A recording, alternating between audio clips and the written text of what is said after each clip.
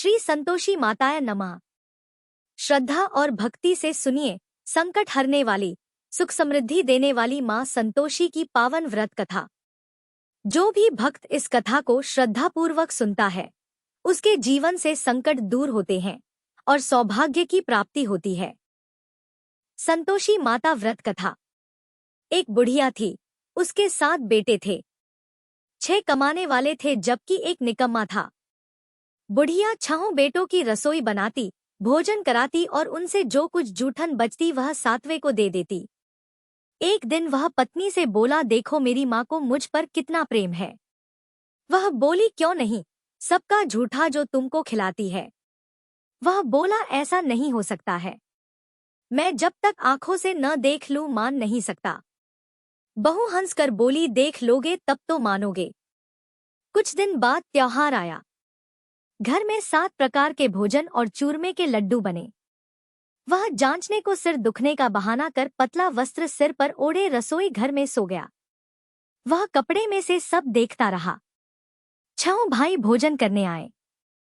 उसने देखा, माँ ने उनके लिए सुंदर आसन बिछा नाना प्रकार की रसोई परोसी और आग्रह करके उन्हें जमाया।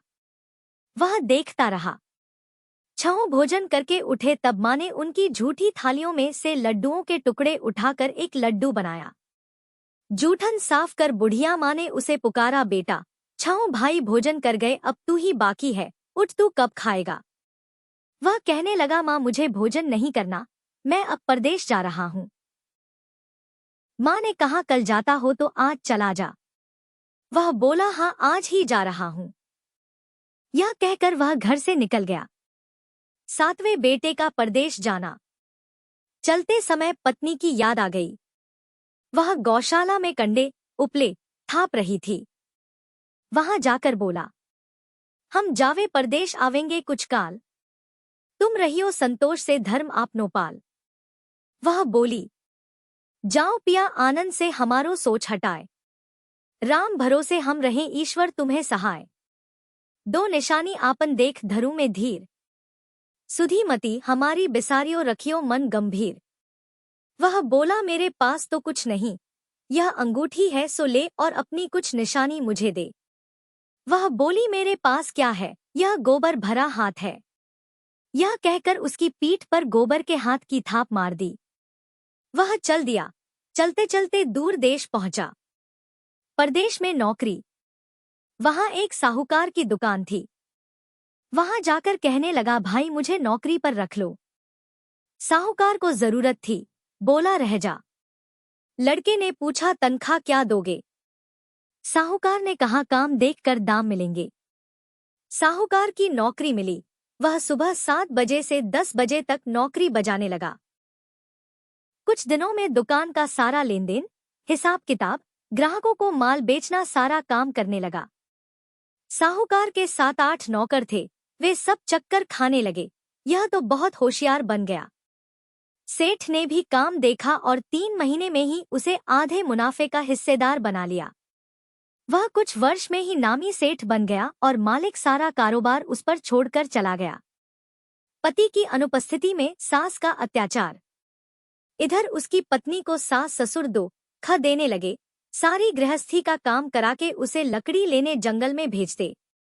इस बीच घर के आटे से जो भूसी निकलती उसकी रोटी बनाकर रख दी जाती और फूटे नारियल की नारेली में पानी। एक दिन वह लकड़ी लेने जा रही थी। रास्ते में बहुत सी स्त्रियां संतोषी माता का व्रत करती दिखाई दी। संतोषी माता का व्रत।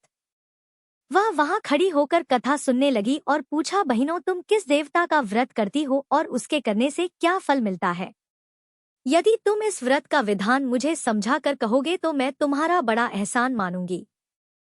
तब उनमें से एक स्त्री बोली, सुनो, यह संतोषी माता का व्रत है। इसके करने से निर्धनता, दरिद्रता का नाश होता है और जो कुछ मन में कामना हो सब संतोषी माता की कृपा से पूरी होती है। तब उसने उससे व्रत की विधि पूछी। संतोषी माता व्रत विधि। वह भक्तिनी स्त्री बोली, 1.25 आने का गुड़ चना लेना, इच्छा हो तो 5.25 आने का लेना या 1.25 रुपए का भी सहूलियत के अनुसार लाना। बिना परेशानी और श्रद्धा व प्रेम से जितना भी बन पड़े सवाया लेना। प्रत्येक शुक्रवार को निराहार रहकर कथा सुनना, इसके बीच क्रम टूटे नहीं, लगातार नियम पालन करना, सुनने वाला कोई न मिले तो घी का दीपक जला उसके आगे या जल के पात्र को सामने रखकर कथा कहना। जब कार्य सिद्ध न हो नियम का पालन करना और कार्य सिद्ध हो जाने पर व्रत का उद्यापन करना। 3 मास में माता फल पूरा करती है। यदि किसी के ग्रह खोटे भी हों तो भी माता वर्ष भर में कार्य सिद्ध करती है। फल सिद्ध होने पर उद्यापन करना चाहिए, बीच में नहीं। उद्यापन में 2.5 सेर आटे का खाजा तथा इसी परिमाण से खीर तथा चने का साग करना। 8 लड़कों को भोजन कराना, जहां तक मिले देवर, जेठ, भाई बंधु के हों, न मिले तो रिश्तेदारों और पास पड़ोसियों को बुलाना। उन्हें भोजन करा यथाशक्ति दक्षिणा दे माता का नियम पूरा करना। उस दिन घर में खटाई न खाना। यह सुन बुढ़िया के लड़के की बहू चल दी। व्रत का प्रण करना और मां संतोषी का दर्शन देना। रास्ते में लकड़ी के बोझ को बेच दिया और उन पैसों से गुड़चना ले माता के व्रत की तैयारी कर आगे चली और सामने मंदिर देखकर पूछने लगी, यह मंदिर किसका है? सब कहने लगे संतोषी माता का मंदिर है। यह सुनकर माता के मंदिर में जाकर चरणों में लोटने लगी। दीन हो विनती करने लगी, मां मैं निपट अज्ञानी हूँ, व्रत के कुछ भी नियम नहीं जानती, मैं दुखी हूँ। हे माता, जगत जननी मेरा दुख दूर कर, मैं तेरी शरण में हूँ। माता को दया आई। एक शुक्रवार बीता कि दूसरे को उसके पति का पत्र आया और तीसरे शुक्रवार को उसका भेजा हुआ पैसा आ पहुंचा। यह देख जेठ जेठानी मुंह सिकोड़े लगे। लड़के ताने देने लगे, काकी के पास पत्र आने लगे, रुपया आने लगा, अब तो काकी की खातिर बढ़ेगी। बेचारी सलता से कहती, भैया कागज आवे रुपया आवे, हम सब के लिए अच्छा है। ऐसा कहकर आंखों में आंसू भरकर संतोषी माता के मंदिर में मातेश्वरी के चरणों में गिरकर रोने लगी। माँ, मैंने तुमसे पैसा कब मांगा है? मुझे पैसे से क्या काम है? मुझे तो अपने सुहाग से काम है। मैं तो अपने स्वामी के दर्शन मांगती हूँ। तब माता ने प्रसन्न होकर कहा, जा बेटी, तेरा स्वामी आएगा। यह सुनकर खुशी से बावली होकर घर में जा काम करने लगी। अब संतोषी माँ विचार करने लगी, इस भोली पुत्री को मैंने कह तो दिया कि तेरा पति आएगा, लेकिन कैसे? वह तो इसे स्वप्न में भी याद नहीं करता। उसे याद दिलाने को मुझे ही जाना पड़ेगा। इस तरह माताजी उस बुढ़िया के बेटे के पास जा स्वप्न में प्रकट हो कहने लगी, साहूकार के बेटे, सो रहा है या जागता है? वह कहने लगा, माता सोता भी नहीं, जागता भी नहीं हूँ, कहो क्या आज्ञा है? माँ कहने लगी, तेरे घर बार कुछ है कि नहीं? वह बोला, मेरे पास सब कुछ है, माँ बाप है, बहू है, क्या कमी है? माँ बोली, भोले पुत्र, तेरी बहू घोर कष्ट उठा रही है, तेरे माँ बाप उसे परेशानी दे रहे हैं। वह तेरे लिए तरस रही है, तू उसकी सुध ले। वह बोला, हाँ माताजी, यह तो मालूम है, परंतु जाऊं तो कैसे? परदेश की बात है, लेन देन का कोई हिसाब नहीं, कोई जाने का रास्ता नहीं आता, कैसे चला जाऊं? माँ कहने लगी, मेरी बात मान, सवेरे नहा धोकर संतोषी माता का नाम ले, घी का दीपक जला दंडवत कर दुकान पर जा बैठ। देखते देखते सारा लेन देन चुक जाएगा, जमा का माल बिक जाएगा, सांझ होते होते धन का भारी ढेर लग जाएगा। अब बूढ़े की बात मानकर वह नहा धोकर संतोषी माता को दंडवत घी का दीपक जला दुकान पर जा बैठा। थोड़ी देर में देने वाले रुपया लाने लगे, लेने वाले हिसाब लेने लगे। कोटे में भरे सामान के खरीददार नकद दाम दे सौदा करने लगे। शाम तक धन का भारी ढेर लग गया। मन में माता का नाम ले चमत्कार देख प्रसन्न हो घर ले जाने के वास्ते गहना, कपड़ा सामान खरीदने लगा। यहाँ काम से निपट तुरंत घर को रवाना हुआ। उधर उसकी पत्नी जंगल में लकड़ी लेने जाती है, लौटते वक्त माताजी के मंदिर में विश्राम करती। वह तो उसके प्रतिदिन रुकने का जो स्थान ठहरा। धूल उड़ती देख वह माता से पूछती है, हे माता, यह धूल कैसे उड़ रही है? माता कहती है, हे पुत्री, तेरा पति आ रहा है। अब तू ऐसा कर, लकड़ियों के 3 बोझ बना ले, एक नदी के किनारे रख और दूसरा मेरे मंदिर पर व तीसरा अपने सिर पर।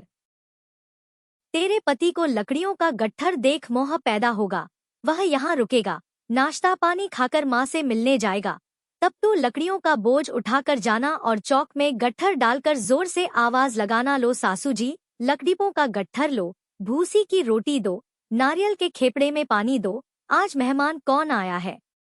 माताजी से बहुत अच्छा कहकर वह प्रसन्न मन से लकड़ियों के 3 गट्ठर बनाई, एक नदी के किनारे पर और एक माताजी के मंदिर पर रखा। इतने में मुसाफिर आ पहुंचा। सूखी लकड़ी देख उसकी इच्छा उत्पन्न हुई कि हम यहीं पर विश्राम करें और भोजन बनाकर खा पीकर गांव जाएं। इसी तरह रुककर भोजन बना, विश्राम करके गांव को गया। सबसे प्रेम से मिला। उसी समय सिर पर लकड़ी का गट्ठर लिए वह उतावली सी आती है। लकड़ियों का भारी बोझ आंगन में डालकर जोर से 3 आवाज देती है, लो सासू जी लकड़ियों का गट्ठर लो, भूसी की रोटी दो, आज मेहमान कौन आया है। यह सुनकर उसकी सास बाहर आकर अपने दिए हुए कष्टों को भुलाने हेतु कहती है, बहू ऐसा क्यों कहती है, तेरा मालिक ही तो आया है। आ बैठ, मीठा भात खा, भोजन कर, कपड़े गहने पहन। उसकी आवाज सुन उसका पति बाहर आता है। अंगूठी देख व्याकुल हो जाता है। माँ से पूछता है, माँ यह कौन है। माँ बोली, बेटा यह तेरी बहू है। जब से तू गया है तब से सारे गांव में भटकती फिरती है, घर का कामकाज कुछ करती नहीं, 4 पहर आकर खा जाती है। वह बोला, ठीक है माँ, मैंने इसे भी देखा और तुम्हें भी, अब दूसरे घर की ताली दो, उसमें रहूंगा। माँ बोली, ठीक है, जैसी तेरी मर्जी। तब वह दूसरे मकान की तीसरी मंजिल का कमरा खोल सारा सामान जमाया। एक दिन में राजा के महल जैसा ठाट-बाट बन गया।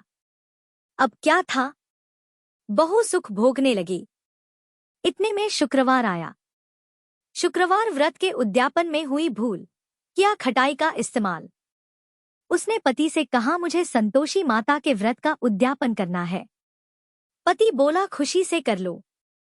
वह उद्यापन की तैयारी करने लगी। जेठानी के लड़कों को भोजन के लिए कहने गई। उन्होंने मंजूर किया, परंतु पीछे से जेठानी ने अपने बच्चों को सिखाया, देखो भोजन के समय खटाई मांगना, जिससे उसका उद्यापन पूरा न हो। लड़के जीमने आए, खीर खाना पेट भर खाया, परंतु बाद में खाते ही कहने लगे, हमें खटाई दो, खीर खाना हमको नहीं भाता, देखकर अरुचि होती है। वह कहने लगी, भाई खटाई किसी को नहीं दी जाएगी, यह तो संतोषी माता का प्रसाद है। लड़के उठ खड़े हुए, बोले, पैसा लाओ। भोली बहू कुछ जानती नहीं थी, उन्हें पैसे दे दिए। लड़के उसी समय हट करके इमली खटाई ले खाने लगे। यह देखकर बहू पर माताजी ने कोप किया। राजा के दूत उसके पति को पकड़ कर ले गए। जेठ जेठानी मनमाने वचन कहने लगे, लूट लूट कर धन इकट्ठा कर लाया है, अब सब मालूम पड़ जाएगा जब जेल की मार खाएगा। बहू से यह सहन नहीं हुए। माँ संतोषी से मांगी माफी। रोती हुई माताजी के मंदिर गई, कहने लगी, है माता तुमने क्या किया। हंसा कर अब भक्तों को रुलाने लगी। माता बोली, बेटी तूने उद्यापन करके मेरा व्रत भंग किया है। वह कहने लगी, माता मैंने कुछ अपराध किया है, मैंने तो भूल से लड़कों को पैसे दे दिए थे, मुझे क्षमा करो, मैं फिर तुम्हारा उद्यापन करूंगी। माँ बोली, अब भूल मत करना। वह कहती है, अब भूल नहीं होगी, अब बतलाओ वे कैसे आवेंगे। माँ बोली, जा पुत्री, तेरा पति तुझे रास्ते में आता मिलेगा। वह निकली, राह में पति आता मिला। वह पूछी, कहाँ गए थे। वह कहने लगा, इतना धन जो कमाया है उसका टैक्स राजा ने मांगा था, वह भरने गया था। वह प्रसन्न हो बोली, भला हुआ, अब घर को चलो। कुछ दिन बाद फिर शुक्रवार आया। फिर किया व्रत का उद्यापन। वह बोली, मुझे फिर माता का उद्यापन करना है। पति ने कहा, करो। बहू फिर जेठ के लड़कों को भोजन को कहने गई। जेठानी ने 1-2 बातें सुनाई और सब लड़कों को सिखाने लगी, तुम सब लोग पहले ही खटाई मांगना। लड़के भोजन से पहले कहने लगे, हमें खीर नहीं खानी, हमारा जी बिगड़ता है, कुछ खटाई खाने को दो। वह बोली, खटाई किसी को नहीं मिलेगी, आना हो तो आओ। वह ब्राह्मण के लड़के लाकर भोजन कराने लगी। यथाशक्ति दक्षिणा की जगह एक एक फल उन्हें दिया। संतोषी माता प्रसन्न हुई। संतोषी माता का फल। माता की कृपा होते ही 9वें मास में उसके चंद्रमा के समान सुंदर पुत्र प्राप्त हुआ। पुत्र को पाकर प्रतिदिन माता जी के मंदिर को जाने लगी। माँ ने सोचा यह रोज आती है, आज क्यों न इसके घर चलूं।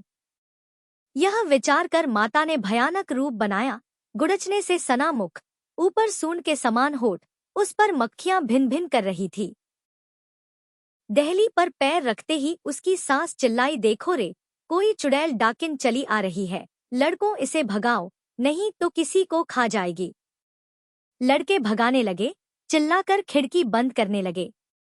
बहू रोशनदान में से देख रही थी, प्रसन्नता से पगली बन चिल्लाने लगी, आज मेरी माता जी मेरे घर आई है, वह बच्चे को दूध पीने से हटाती है।